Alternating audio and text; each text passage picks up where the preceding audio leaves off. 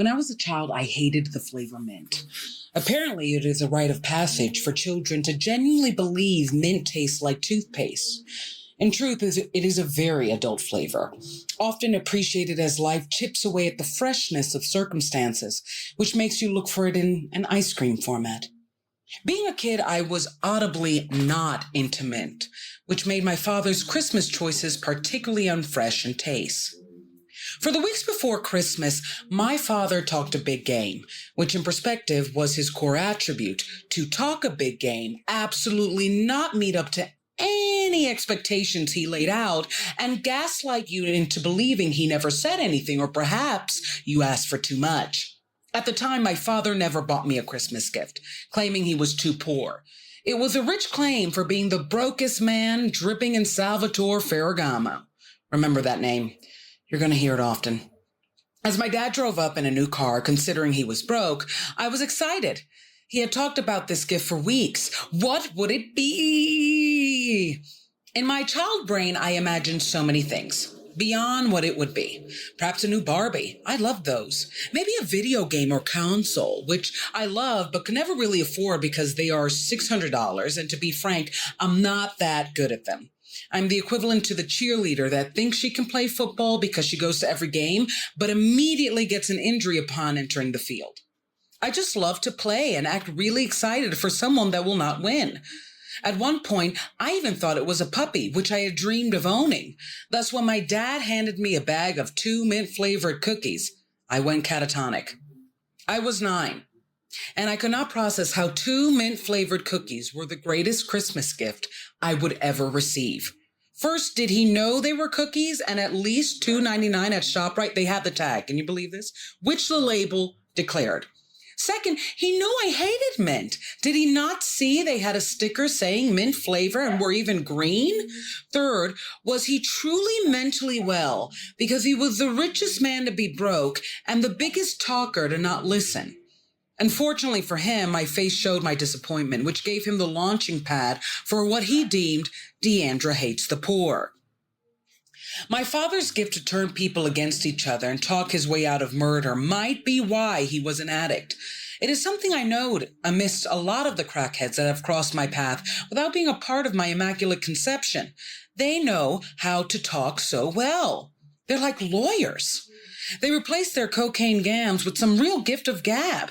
At the time of my father's show, my grandmother and mother were at the home, so he had a solid audience. He deemed me spoiled, ungrateful, unforgiving, greedy, and a girl that has to learn to honor the poor. My growing up despising poor, especially as a man from it, had wounded him so much so that he had to leave in his brand new Escalade. It was a 15-minute Christmas interaction that would stay stamped in my mind whenever the men in my life barely met the bare minimum and dragged me as a hater.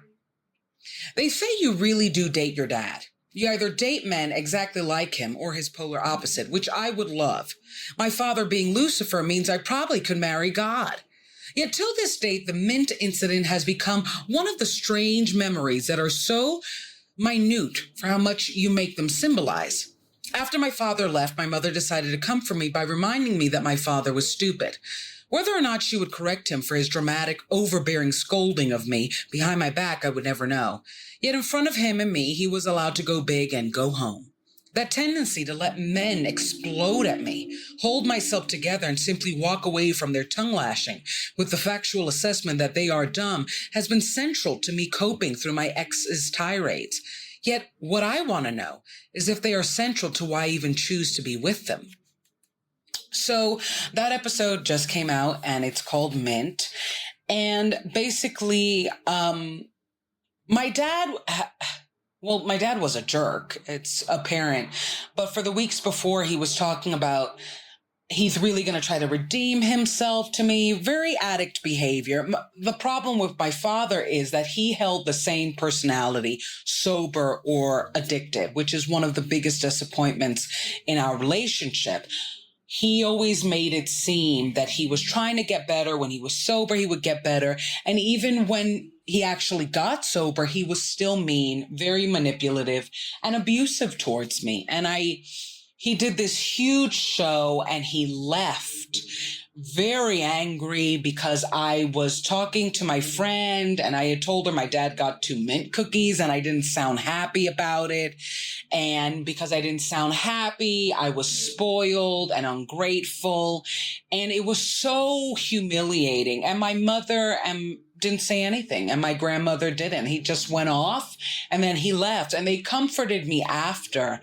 But it was really annoying that everybody let him just explode. And that's something that has followed me as somebody who was so trained not to have those explosions, and to kind of, I feel when I have emotional breakdowns, I almost have to explain myself as I'm having them, that this is not about anybody, that I'm really a good person, I'm just going through a hard time.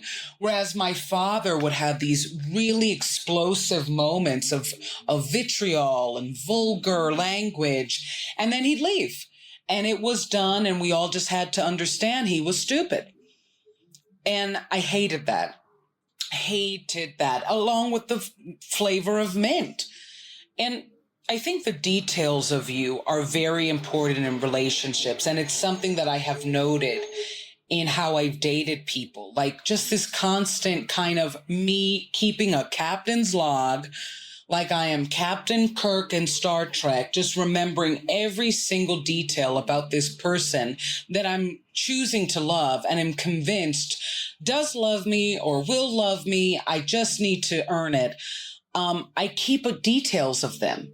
And my father never kept details of me. He didn't know my favorite color. He didn't know, I don't even know if he knew the color of my eyes. I mean, I guess he did because they're his eyes. I have his eyes, but I knew his favorite movie. I knew his favorite music. He had no clue the name of my best friend. He knew nothing about me. And I think at that time, because he had talked so much about this Christmas gift, in my head, I connected it as, wow, he really has no idea the details of me. And not only did he get me cookies, which I was allowed to be disappointed. Here comes with his gold watch and his Escalade, driving up, and he gave me $2.99 ShopRite cookies. Get out of here. Come on. This is why I need to date better, because I've dated men that really try to pull that bare minimum trick and gaslight you into like, you're selfish, you're evil. But it was the choice of cookie. Like, he didn't get chocolate chip. There was chocolate chip.